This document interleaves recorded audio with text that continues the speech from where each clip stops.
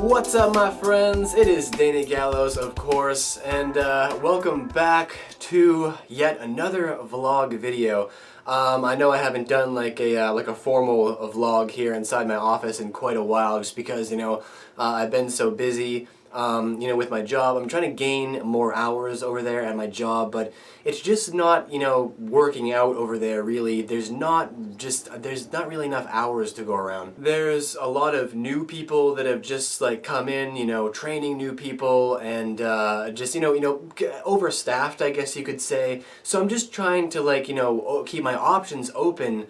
As a matter of fact, I think I might have found actually a perfect job, because I'm still kind of searching for something that I like, something that I can settle into, that I'm not going to want to quit after just a couple of months or so. And I did see this ad just yesterday for a brand new shop that's opening up. It's like the little, it's like a little tiny hole-in-the-wall bagel shop, basically. Apparently it's a Jewish bagel shop and deli. And it's just like I said, it's like this little hole-in-the-wall like cafe shop. But the reason why I'm so intrigued in this job is because, as I said, this is the business's first opening. Like this is a brand new business. It's literally never been here before. It's an independently operated business. I am one of the very first staff that this guy would ever be hiring at his business. So I'm like, I'm sitting here and I'm like, I gotta do this, because, you guys gotta think about that for a second. I have a chance here to get my foot in the door, to this business. If he's just opening up this business for the first time, I might be manager of that place in like 2 years or something. This is a chance for me to get in on the ground level of a business and really start to build myself back up. Hopefully though, I'll be able to gain enough subscribers on my YouTube channels, accumulate enough subscribers on all 3 channels to be able to make YouTube my part-time job, because I love to make YouTube my part-time job. I love to, and it'd be so nice to just be creating content constantly and not stressed and not having to be somewhere all the time, be able to provide entertainment all the time to you guys, and finally use my creativity and my artistic ability, my imagination, and all that stuff to pay the bills. Like, that's been my dream. I'm not trying to be some famous musician or some famous person. Like or some icon, or something like that. I just want to use my creativity and what I'm doing on my 3 or 4 YouTube channels. Actually, I have 4 YouTube channels, but I just want to use what I'm doing on those YouTube channels to be able to generate enough money so that I'm able to live comfortably off of what I'm getting off of YouTube and off of Patreon, and then also off of my savings as well, so that I can be able to get my studio up and running full time. And speaking of YouTube channels, I don't know how many of you guys know. I'm sure most, all of you guys know by now that I have a new movie review channel up, and I'm just having a blast with that. I really am. I debated for a long time, even before I started my Star Wars channel. I debated, like, maybe I should get on YouTube and, like, discuss movies for a while, and I never did. I never did it. I always just remained silent. But after I got on, I started, like, gaining subscribers on Short Stormtrooper on my Star Wars page, and I started to gain a little bit of an audience, and I realized that I was having a blast, like, making all this content and connecting with people. And I said, why don't I extrapolate that a little bit? Like, why don't I make a movie review channel? Why don't I make a vlog channel? And I have my art channel as well too, where I release all of my music and my new, like, photography and art and videography and stuff like that. So I wanted to expand my ideas, and yeah, my movie channel in particular, I'm having a really fun time.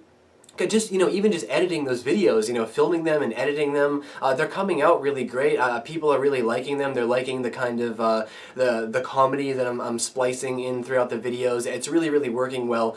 And I'm having just so much fun doing that, and going to the new movies. Not all the movies are good, and I know in the future they won't, not every single movie is going to be like 100% perfect, but I'm still like, it's still a good time for me to get out to the theaters and for me to see these movies and to So anyway, yeah, I'm just having an absolute, I'm just having the best time going out to the theater and reviewing movies for you guys, sitting down and talking with you guys about them, and actually, really honing my editing skills as well, and maybe even my comedy a little bit too, which is starting to shine through, I guess you could say. Actually, that reminds me of a story that I meant to bring up on Storm the Cinema, but it's on my mind now because I'm discussing the movie review channel. Is that the theater etiquette, man? Oh my goodness, it's funny because I'd heard, I'm a big fan of Chris Stuckman, and you guys know I'm a big fan of Stuckman's work. I've heard him talk about this multiple times before, about how the theater industry is dying off right now, kind of, as we know, is starting to anyway. And it's not just because the movies are bad. It's because people don't want to go to the movie theater with other people, because you can't really like control other people's actions, and they're loud and they talk and they have conversations, and they're on their cell phones and all this stuff, and it's just they're causing antics, and people don't want to do that. People would rather just wait for the movie to come out at home or on-demand release or whatever, and not have to go to the theater, and especially pay like 10 or 15 bucks in some areas. I know at my local theater I don't have to deal with that, thankfully, but in some cases having to pay like 10 or 15 dollars or something like that, and then having somebody talk through like the entire movie, it's like, no. You know what I'm saying? Like, and I had just recently one of these experiences at the movie theater, and normally I don't have these experiences because I go to a local theater. I don't go to like a huge movie theater. I go to a local theater, and you think that that things would be worse in a local smaller theater, but actually they're not. When you go to local theaters, they're more quiet. They're much more down tempo, if you will. But this particular night, when I was out to the movies, it was when I was going to see It Comes at Night, which was the highest scoring movie on my list so far this year. Let's see if anything tops it. But these people were just amazing. Like, it's just, the theater is small. It's a very, very small setup, auditorium, only maybe 50 seats or so. Just a small theater. This is only one theater. They have bigger theaters than that, but this is like the side stage theater, if you will, So it's quiet, there's only a couple people in there, and these people come in and the first thing they do is, they're in the middle of a conversation, just walking into the movie theater, completely quiet. They walk into the movie theater in the middle of a conversation, turns the flashlight on his phone, it shines all the way up to the front of the screen, lights the screen up, continuing their conversation. Oh, let's sit over here, right there. And then they sit down, and all throughout the movie, they just were talking. Just openly talking. And it drives me crazy. It's not so much that it's rude. It's that I don't understand how people can have, that little self-awareness. It's like you're in a very, very quiet place. And when you're talking during a movie, you're drawing attention to yourself. People are going to say something to you in the middle of the movie which is going to embarrass other people, and then they might go get the theater staff, right? Which is eventually what somebody did in the theater. Like I said, there was a handful of people in there, and eventually, after some guy told him to be quiet once, he said he just said very briefly, stop, talking, please. I didn't pay to, sit here and listen to you talk, whatever. And he didn't. He just they kept talking. Even after that, they just kept openly talking. So eventually the guy got up and he went out and he said something which caused the theater staff to come in and all this stuff. And it's just and the funniest thing is that what the cherry on top, right, was when I walked out of the theater and I hear the guy trying to explain his case to the theater manager, and this is literally what he said. This is literally what he said. He goes. Oh, I was just trying to explain. I was just trying to explain to him that we weren't talking. We were just trying to explain to each other what was going on. What are you talking about? He literally said we weren't talking. We were just talking. You know what I'm saying? It's what is with the absent-mindedness of people? It's you sitting there in the theater explaining things to each other is talking. You are making noise. This is what is disturbing other people. You know, and it's like you know, it makes you think that like theaters really need to like rethink how they operate. You know, like for instance, like when the movie starts, if a movie starts at say like 3:15 or something like that, right? At 3:15, the doors are locked and you can't come in, and that's it. And not only that, but they have, and this would be, of course, you would have to remodel movie theaters so that they would have bathrooms and facilities accessible to you inside of the theater. Like there'd be like a small hallway to go down or something like that, and then there'd be bathrooms, obviously with like soundproof doors and stuff like that, so you wouldn't be disturbed. But I really think that like theaters need to start implementing some things where, or you know, they at least need to have someone who is in the theater, you know, it's the entire time watching the movie, not just for a while, the entire time watching the movie to make sure that people aren't doing things. Either that or lock the doors when the movie starts, or you know, you don't even need to lock the doors. Just when the movie starts, you can't come in. If the movie starts at 3:15 and you got there at 3:17, 3:18, sorry, like the doors are locked. The movie has already started. You can't go in, because that's a big part of the problem. Is people who show up to the movie theaters late. They show up there like 2 minutes, 3 minutes, 5 minutes late, and just like my experience, in the middle of a conversation, walking in, shining their light around. Sorry, the door's locked. You can't come in. The movie already started. Sorry, you got here late. Next time, get here earlier. Next time, get here when you're supposed to get here. That's what the theater experience is about. It's not only about enjoying yourself while seeing a movie, but it's about respecting other people that are in the theater. And if you have no respect, go away. Don't come to the theater. Don't bother me. I didn't pay, right, to be in the theater to listen to somebody's conversation, because it just ruins the movie. You're trying to focus on what's going on, and then you just hear chatter in one ear, just one ear the whole time. Chatter, chatter, chatter, chatter, and it just absolutely drives me completely insane. Just, the self-awareness of people. Oh my God, it's just like, what is with people these days? Like look at the people around you and realize that you might be being rude to them every once in a while, That's all I'm saying.